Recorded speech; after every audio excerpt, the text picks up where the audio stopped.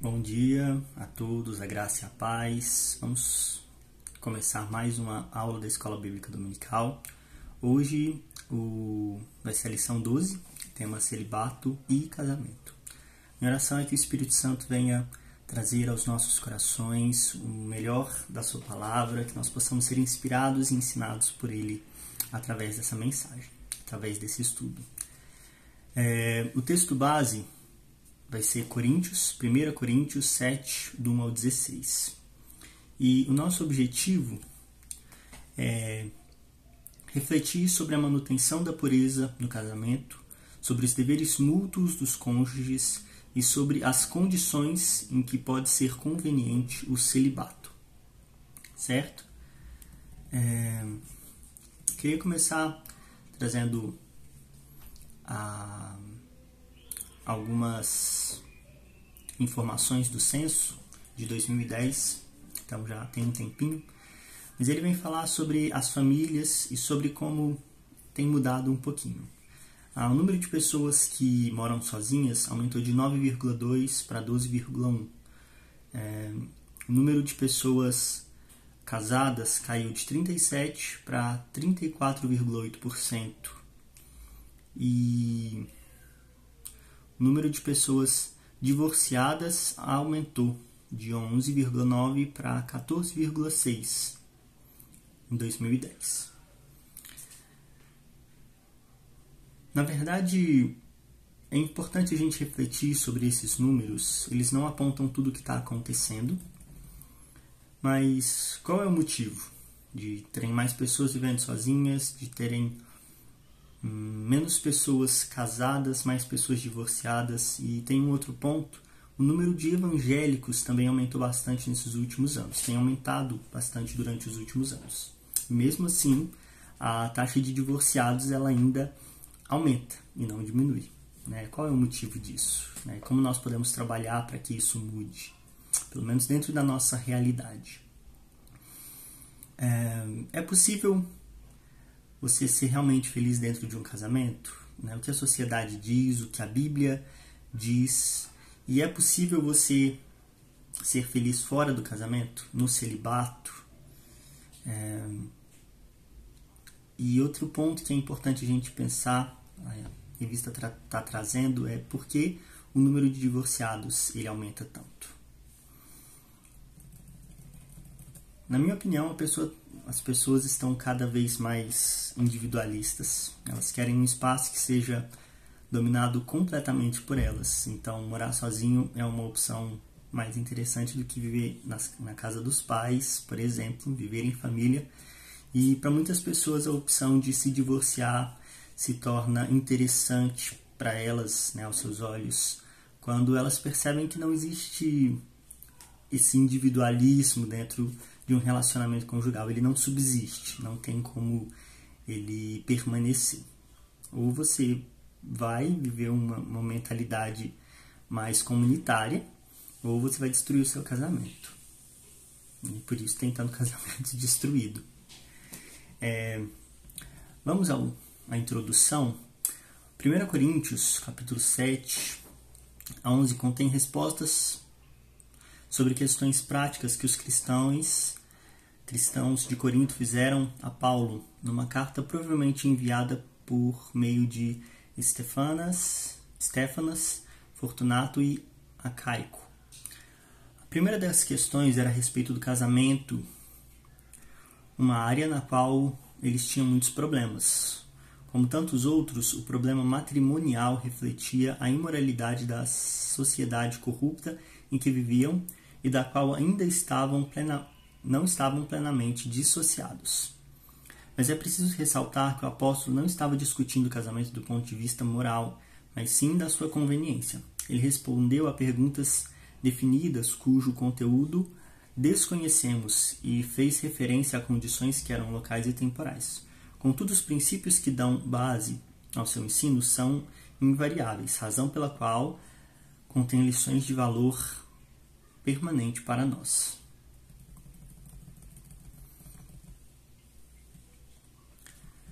Primeiro ponto aqui: casar ou permanecer solteiro. 1 Coríntios 7, do 1 ao 9. Eu vou ler o texto.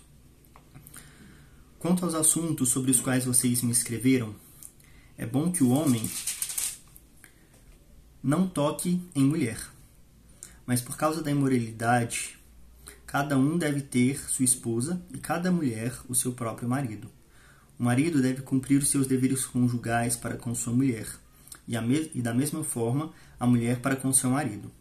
A mulher não tem autoridade sobre o seu próprio corpo, mas sim o marido. Da mesma forma, o marido não tem autoridade sobre o seu próprio corpo, mas sim a mulher. Não se recusem um ao outro, exceto por mútuo consentimento e durante um certo período de tempo, para se dedicarem à oração. Depois, unam-se de novo, para que Satanás não os tente por não terem domínio próprio. Certo. Paulo, às vezes injustamente, é condenado como um super religioso que não dava valor à mulher e desaconselhava o casamento. Não é verdade. Ele tinha o casamento como regra para todos os crentes e não via no celibato nenhuma virtude que pudesse sobrepor-se ao casamento. É preciso ter isso em mente para que se faça uma interpretação correta do que é dito sobre o assunto. As vantagens do celibato. O apóstolo Paulo não sugeriu que o celibato é mais santo do que o casamento. Apenas nos mostrou que Deus conferiu a alguns um dom especial de permanecer solteiros. O celibato é bom? É. Em alguns casos. A frase que o homem não toque em mulher se refere ao casamento. Isso é bom porque os solteiros estão livres para servir a Deus, sem as mesmas preocupações relacionadas ao casamento. Paulo ele vem defender essa mesma ideia em outro texto também de 1 Coríntios, que ele vai falar que o solteiro ele cuida das coisas do reino, mas que o casado, por outro lado, ele vai cuidar das coisas desse mundo, porque ele quer agradar a sua mulher, enquanto o solteiro só tem a Deus para agradar, certo? Ele não tem os mesmos impedimentos, ele não tem as mesmas preocupações, principalmente, as mesmas preocupações que um homem casado. E, nesse sentido, o celibato ele é interessante, sim. Mas o celibato ele traz perigos, Por outro lado, o celibatário corre o risco de contaminar-se, porque o celibato acarreta grandes tentações à impureza sexual. Por essa razão, é melhor que o solteiro se case e que cada um tenha sua própria esposa e que cada uma o seu próprio marido, o que implica monogamia. O celibato ele tem essa desvantagem, que o ser humano ele tem desejos sexuais muito fortes. Algumas pessoas, principalmente no mundo, vão tratar de necessidades. Necessidade não é necessidade, não. O corpo ele subsiste sem isso tranquilamente, mas há um desejo muito forte. E por isso ele aconselha que, para a maioria, é mais interessante estar casado para que você consiga fugir de certas tentações que vêm com a abstinência sexual, para que não caiamos no pecado da impureza por preferir não estar casados, achando que isso traria um benefício maior. Mas se isso acarretar em pecado, na verdade não está trazendo um real benefício. O casamento e a abstinência. No casamento, cada cônjuge tem os seus próprios direitos e obrigações para com o outro. Cada um deve conceder ao outro o que lhe é devido, isto é, cumprir suas obrigações conjugais, pois o casamento estabelece uma dependência mútua. Tanto o marido como a mulher devem reconhecer sua interdependência em relação à utilização mútua do corpo. A abstinência sexual no casamento, ela não é uma coisa muito interessante, de modo geral. Ela não deve ser feita por nenhum outro motivo, senão o que a gente vai falar a seguir, que é a oração, a santificação do espírito, para se dedicar à oração. Ele vai trazer isso no próximo tópico. Mas tendo isso em mente, nenhum outro motivo deve ser válido para abstinência. Eu, quando era adolescente, eu via algumas meninas falando que quando elas quisessem alguma coisa do marido, elas estivessem casadas, elas iam fazer uma greve de sexo, enquanto a vontade delas não fosse satisfeita, o sexo ele não ia existir no casamento. Até, né, elas pretendiam usar como moeda de chantagem. Embora fosse num nível bem brincadeira, né, nenhum de nós tinha idade para entender o que o relacionamento conjugal realmente era e como o sexo ele interfere dentro dessa relação, né? Existe dentro de nós muitas vezes essa vontade de usar como moeda de troca ou por algum outro motivo gerar dentro do casamento uma abstinência que não seja por um motivo válido. E a Bíblia só traz como motivo válido um período de oração mútuo, né? Que seja mútuo, né? Ninguém estabelecer e o outro não está muito afim, né? Também não é assim, tem que ser os dois, né? E a abstinência temporária, nem o homem nem a mulher podem negar ao seu cônjuge o direito em relação ao corpo. Apenas a situação da abstinência, há apenas uma situação que a abstinência se justifica, a fim de se dedicar em oração, e mediante a duas exigências, por mútuo consentimento e por algum tempo, logo devendo ajuntar-se novamente para que não fiquem sujeitos à tentação de Satanás. Então, dentro do casamento, o sexo ele é um benefício, mas ele também é uma obrigação. Então, né, eu queria reforçar isso para nós que somos casados. Se existe alguma coisa que tem te deixado sem o desejo, alguma coisa que ele fez, alguma coisa que ela fez, existe algum problema, trate o problema. Não se afaste e não abstenha-se do sexo, não abstenha o seu marido, a sua esposa da relação sexual, porque isso não é saudável e não é bíblico. Isso é contra o que a Bíblia nos ensina. Se existe algum problema, se existe algum motivo pelo qual tem faltado o desejo, tem existido esse desejo de não fazer, trate a situação.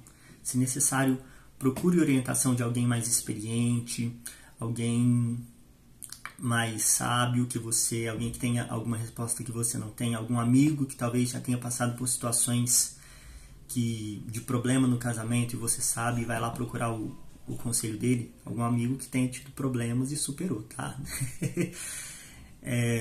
E buscar respostas, não viver no problema e achar que abandonar a vida sexual vai trazer algum benefício. O celibato, ele é um dom. Paulo usou a expressão isto é, ou isto vos digo, referindo ao conceito geral do casamento. Ele quis ensinar que os cristãos tinham a permissão para se casar, mas não eram obrigados a fazê-lo. Entretanto, se a expressão isto vos digo se refere ao que disse no versículo 5, afirma que em determinada circunstância o casal pode abster-se do ato conjugal, mas essa abstinência é uma permissão e não um mandamento. Dependente eu acredito que as duas interpretações elas sejam válidas. Tanto que o casamento ele não é uma obrigação. Existem casos em que Deus chama as pessoas para viverem sós. Na minha interpretação pessoal, e eu acho que isso é válido, Deus chama todo mundo em algum momento para o celibato, certo? Estar sozinho, viver solteiro. Eu vivi solteiro de quando eu nasci até os meus 21 anos de idade. E de acordo com a palavra de Deus, isso era um dom para mim durante esse período. Hoje eu estou casado, vai fazer 3 anos, e é um dom da parte de Deus para a minha vida estar casado. Pode ser que eventualmente a minha esposa venha a falecer e eu volte ao estado de estar sozinho. E durante o período em que eu estiver sozinho, hipoteticamente falando, ou para as pessoas que estão sozinhas hoje porque já estiveram casadas, e e o cônjuge veio a falecer, há de Deus um dom para que estejam sozinhos. A insistência de Paulo é, na verdade, para que nós não insistamos da nossa própria vontade, isso em função talvez de uma religiosidade ou querendo ter uma santificação acima de outras, mas que nós possamos buscar em todo o tempo a vontade de Deus para as nossas vidas, porque ela vem juntamente com o dom de Deus para as nossas vidas. Se estar sozinho, o dom de Deus para estar sozinho. Se casados, o dom de Deus para estar casados. Amém? O desejo de Paulo em relação aos solteiros era que mantivessem-se assim, como também o sou.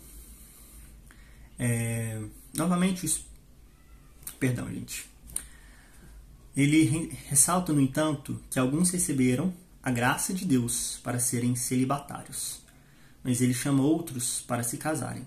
Trata-se de um dom e não convém estabelecer nenhuma regra aplicável a todos indistintamente. Então não existe realmente uma regra. Mas nós precisamos estar sensíveis à vontade de Deus para as nossas vidas, porque Ele sabe nos direcionar. E Ele é quem nos dá o dom para viver aquilo que Ele está nos propondo. Seja o celibato, seja o casamento. E não é muito legal a gente viver fora da vontade de Deus. Estar casado quando Ele queria que a gente estivesse solteiro não é uma boa ideia. Da mesma forma, estar solteiro quando Ele, na verdade, queria que nós estivéssemos casados também não é uma boa ideia. Nós precisamos viver a vontade de Deus.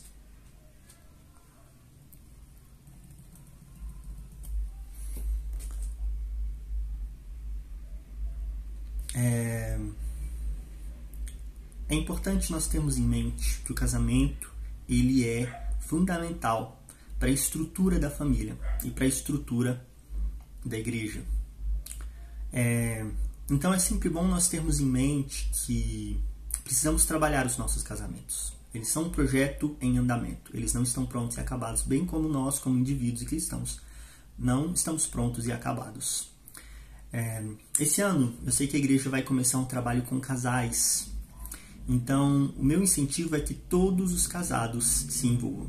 Todos mesmo. Se você é casado, se envolva nesse trabalho. Às vezes a gente acha que sabe bastante sobre relacionamento, que sabe bastante sobre a vida a dois. Às vezes você olha para o seu casamento e fala assim, nossa, a gente se dá super bem, a gente se entende, a gente não tem nenhum problema. Mas todo casamento pode melhorar e muito.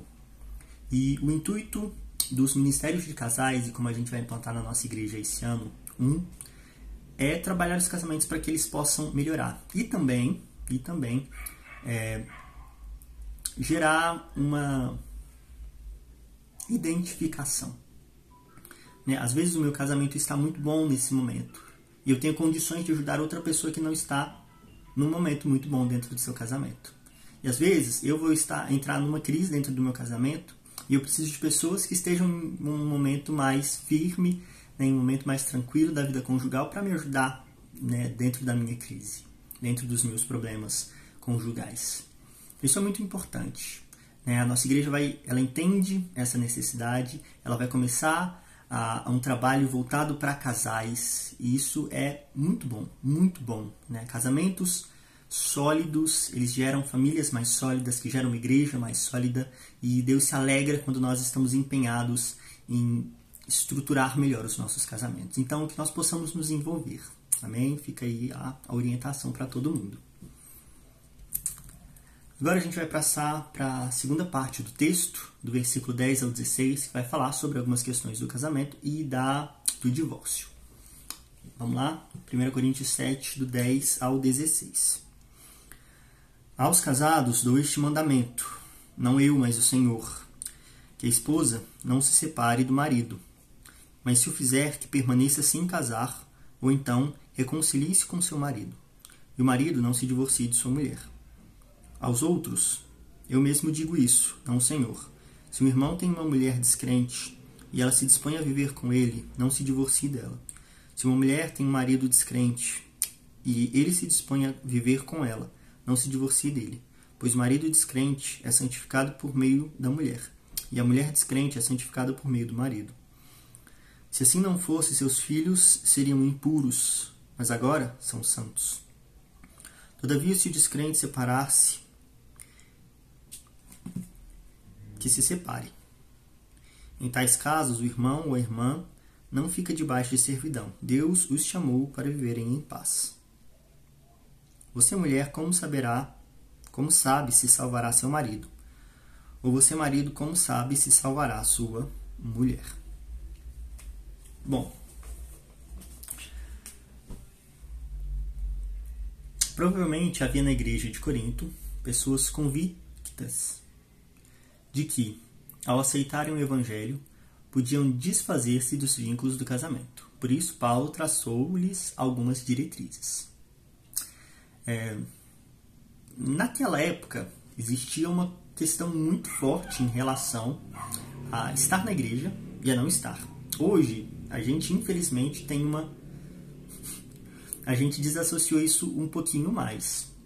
Como se a gente simplesmente aderisse a uma religião. E, na verdade, não é isso. Nós estamos aderindo a um reino. Eu acho muito legal esse ponto de vista dos coríntios no seguinte sentido. Eu estou abandonando o reino dessa terra. Eu estou caminhando agora dentro do reino de Deus. E são outras as regras que se aplicam a mim. Isso é muito legal. Não é propriamente a lei do mundo que vai me fazer caminhar ou deixar de caminhar, mas a lei de Deus. A lei de Deus que também trata das leis humanas. E Paulo ele vai trazer alguns conselhos a respeito do casamento e do divórcio em relação a esse ponto de vista.